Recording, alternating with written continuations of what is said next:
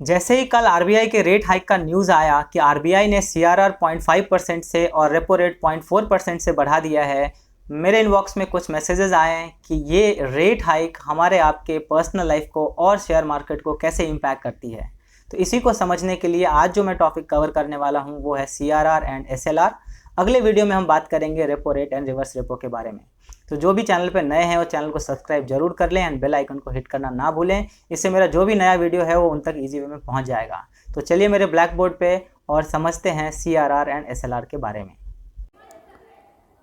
CRR and SLR को समझने के लिए हमें बैंकिंग सिस्टम को समझना होगा। सो यहाँ पे 3 कंपोनेंट हो जाते हैं। First RBI, second bank and third customer. Customer कहने का मतलब इंडिविजुअल हो या कोई कंपनी है, कोई कॉरपोरेट है, कुछ भी है, इस तरह से हम बात कर रहे हैं।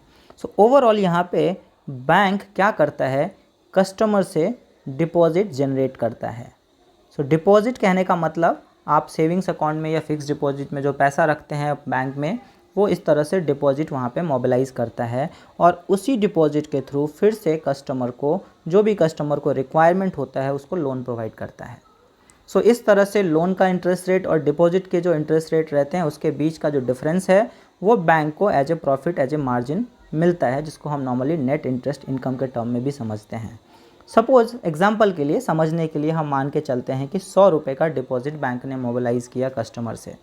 अब यहाँ पे आपको ये समझना होगा कि क्या ये बैंक 100 रुपये एज ए लोन दे सकती है। तो यहाँ पे अगर 100 रुपये जमा हुआ और 100 रुपये बैंक अगर कस्टमर को लोन देने लगे, तो यहाँ पे ये सिचुएशन होगा कि अगर बैंक उस पैसे को कलेक्ट ना कर पाए कस्टमर से, तो बैंकरप्सी की नौबत आ जाएगी। इसी को कंट्रोल करने के लिए आरबीआई यहाँ पे पिक्चर में आता है। आरबीआई कहता है पहले कि आप ये 100 रुपये यहाँ पे लेंड नहीं कर सकते हैं, आपको इसमें से कुछ पैसा मेरे पास जमा करना होगा। तो आपको कितना पैसा जमा करना होगा, उसके लिए बैंक ने इस डिपॉजिट के लिए कुछ रूल्स लगा दिए, कुछ रेट्स लगा दिए।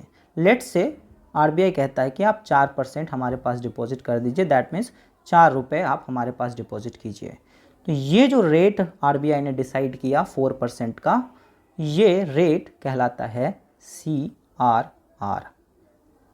सो सीआरआर आपको समझ में आया, कैश रिजर्व रेशियो कहते हैं। इस पे बैंक को कोई इंटरेस्ट नहीं मिलता है और ये 4% बैंक का आइडल मनी होता है, इसीलिए बैंक चाहता है कि सीआरआर कम हो ताकि उसके पास ज़्यादा पैसा रहे लोन देने के लिए। अभी बैंक के पास कितने पैसे बच गए, तो 96 रुपीज़ ही बचे हुए हैं। अब सपोज़ बैंक ने 96 रुपीज़ एज ए लोन दे दिया, बट लोन देने के बाद वो पैसा कब आएगा वो डिपेंड करता है ईएमआई कैसे कैसे कलेक्ट होगा, पैसा आएगा कि नहीं आएगा। बट ये जो डिपॉजिट आपने रखा है ये डिमांड लायबिलिटी है। डिमांड लायबिलिटी मतलब आप हम कभी भी जाके बैंक से ये पैसा मांगते हैं और बैंक को ये पैसा देना पड़ता है। तो ये अगर लोन बैंक के पास वापस उस समय नहीं आ रहा है तो बैंक आपको रिटर्न कैसे करेगा। तो उस चीज़ को सॉल्व करने के लिए आरबीआई ने बोला कि आप पूरा का पूरा पैसा लोन नहीं दे सकते हो, आपको इसमें से लेट्स से 18%, 18% आपको पैसा लिक्विड एसेट में रखना है। सो लिक्विड एसेट कहने का मतलब गवर्नमेंट बॉन्ड्स या फिर गोल्ड, इस तरह के इंस्ट्रूमेंट में आपको ये पैसा रखना है और इस पे आपको इंटरेस्ट भी मिलेगा। तो उसके हिसाब से ये जो 18% आरबीआई ने रेट डिसाइड किया, इसको कहा गया एसएलआर, स्टैट्यूटरी लिक्विडिटी रेशियो। सो यहाँ पे ये 18% भी साइड हो गया, दैट मीन्स देखा जाए इसमें से भी 18 रुपये चले गए। सो ओवरऑल बैंक के पास बच गया 78 रुपीज़। ये 78 rupees bank as a loan customer को दे सकता है और उस पे जो इंटरेस्ट अर्न होगा वो बैंक के लिए प्रॉफिट होगा। सो अल्टीमेटली ये पैसा जितना ज़्यादा होगा बैंक के पास उतना ज़्यादा पैसा होगा लेंड करने के लिए, और ये पैसा जितना कम होगा उतना कम पैसा होगा बैंक को लेंड करने के लिए। सो ओवरऑल अगर ये समझा जाए कि अगर आरबीआई इस रेट को सीआरआर को बढ़ा दे या इस रेट को एसएलआर को बढ़ा दे तो बैंक के पास लोन देने के पैसे कम हो जाएंगे। सो यहाँ पे अभी क्या हुआ है, आरबीआई ने 0.5% से सीआरआर बढ़ा दिया। सो यहाँ पे आपको समझना ये होगा कि सीआरआर क्या हो गया, यहाँ पे बढ़ गया। तो सीआरआर बढ़ा तो इसका क्या इम्पैक्ट होगा, बैंक के पास जो लोन देने का मनी था, जो लोन मनी हम इसको इंडिकेट करते हैं, ये पैसा क्या हो गया बैंक के पास कम हो गया। सो अल्टीमेटली बैंक के पास ये पैसा कम हो गया, बट बैंक को क्या करना है, प्रॉफिट अर्न करना है, अपना मार्जिन मेंटेन करना है।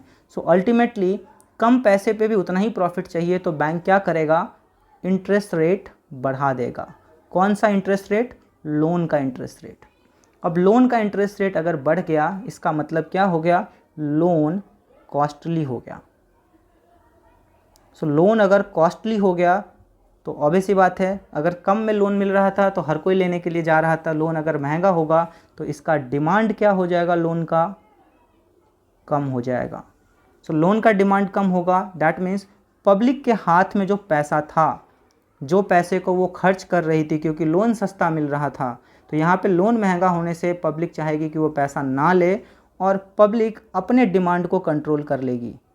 कौन से डिमांड को, जो पब्लिक खर्च करती है एक्स्ट्रा पैसा होने पे। अगर पैसा आपके पास कम है तो आप कम खर्च करेंगे, आप केवल अपने ज़रूरत की चीज़ों में खर्च करेंगे, एक्स्ट्रा कुछ खरीदने नहीं जाएंगे, एक्स्ट्रा कुछ खर्च करने नहीं जाएंगे, जो कि आप लोन पे डिपेंड होकर करते थे। तो यहाँ पे क्या होगा, जैसे ही लोगों के पास पैसा कम होगा, बाकी चीज़ों का जो डिमांड है मार्केट में वो भी कम होना स्टार्ट हो जाएगा। सो कम होना स्टार्ट होना डिमांड का, अल्टीमेटली क्या होगा, इससे जो इन्फ्लेशन है, जो महंगाई है, वो क्या होगा, कम होगा, क्योंकि डिमांड ही नहीं है मार्केट में अगर, तो उसका प्राइस हाइक होगा क्या, नहीं होगा। सो अल्टीमेटली CRR या SLR को आगे ऊपर करने से RBI इस इन्फ्लेशन को कंट्रोल कर रही है। तो ये तो हो गया इन्फ्लेशन की कहानी। बट अगर आप मार्केट में हैं और आप शेयर मार्केट के टर्म में इसको आप देखना चाहते हैं, तो उसको आप ऐसे देख सकते हैं कि यहाँ पे कंपनीज़ के लिए भी लोन महंगा हो गया। सो लोन महंगा बिकॉज इंटरेस्ट रेट बढ़ गया, बट कंपनी को तो लोन लेना ही होगा बिकॉज उसको वर्किंग कैपिटल चाहिए, उसको पूरा का पूरा फैक्ट्री रन करना है, उसको पूरा का पूरा कंपनी रन करना है। सो अल्टीमेटली कंपनी ज़्यादा इंटरेस्ट पे करेगी अपने प्रॉफिट में से बैंक्स को। सो इससे क्या होगा, बैंक कंपनीज़ का प्रॉफिट मार्जिन कम होता दिखेगा। सो ऑब्वियस सी बात है, अगर कंपनी का प्रॉफिट मार्जिन कम होता हुआ दिखेगा तो शेयर प्राइस में क्या इम्पैक्ट आएगा, आपको शेयर प्राइस भी कम होता दिखेगा। तो जो भी कंपनीज लोन पे ज़्यादा काम करती है, जिनको लोन रिक्वायरमेंट ज़्यादा है, वो कंपनी के शेयर प्राइस में आपको इम्पैक्ट होता हुआ दिख सकता है। और जो कंपनी कैश रिच है, जिसको लोन की रिक्वायरमेंट नहीं है, डेट फ्री कंपनी है, उस कंपनीज पे इसका उतना इम्पैक्ट होता हुआ आपको नहीं दिखेगा। सो ओवरऑल CRR SLR इसी तरह से काम करता है। इसको बढ़ाने से या इसको घटाने से इन्फ्लेशन को कंट्रोल किया जाता है।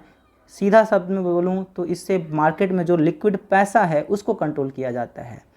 अलग एंगल से इसको और देखने जाएंगे तो एक एंगल और ऐसे बन के आएगा कि जैसे ही लोन का इंटरेस्ट रेट बढ़ता है तो ऑब्वियस सी बात है कि आप जो डिपॉजिट रखते हो बैंक में उसका भी रेट बढ़ेगा, FDs के रेट बढ़ेंगे। सो यहाँ पे क्या था, जब डिपॉजिट का रेट काफ़ी कम हो गया था तो बहुत सारे लोग शेयर मार्केट में जो पैसा इन्वेस्ट करने के लिए इसीलिए आए कि उनको वहाँ पे रिटर्न अच्छा नहीं मिल रहा था। अगर बैंक में रिटर्न अच्छा मिलेगा, सेफ़ मिलेगा, गारंटेड मिलेगा, तो वो कुछ ना कुछ पैसा जो कि वो मार्केट में आज के डेट में इन्वेस्ट कर रहे थे, वो पैसा फिर से फ्लो कहाँ पे होना शुरू हो जाएगा, बैंक्स की तरफ। दैट मीन्स सिक्योर्ड वाली चीज़ों की तरफ। तो इससे क्या होगा, मार्केट में जो फ्री का पैसा, फ्री मतलब जो लिक्विड मनी था, जो ज़्यादा पैसा था, जिसकी वजह से शेयर मार्केट एक अच्छा खासा रैली दे रहा था, अच्छा खासा मूव दिया पिछले साल, वो पैसा धीरे धीरे मार्केट से क्या होता है, शक होता चला जाएगा, धीरे धीरे कम होता चला जाएगा।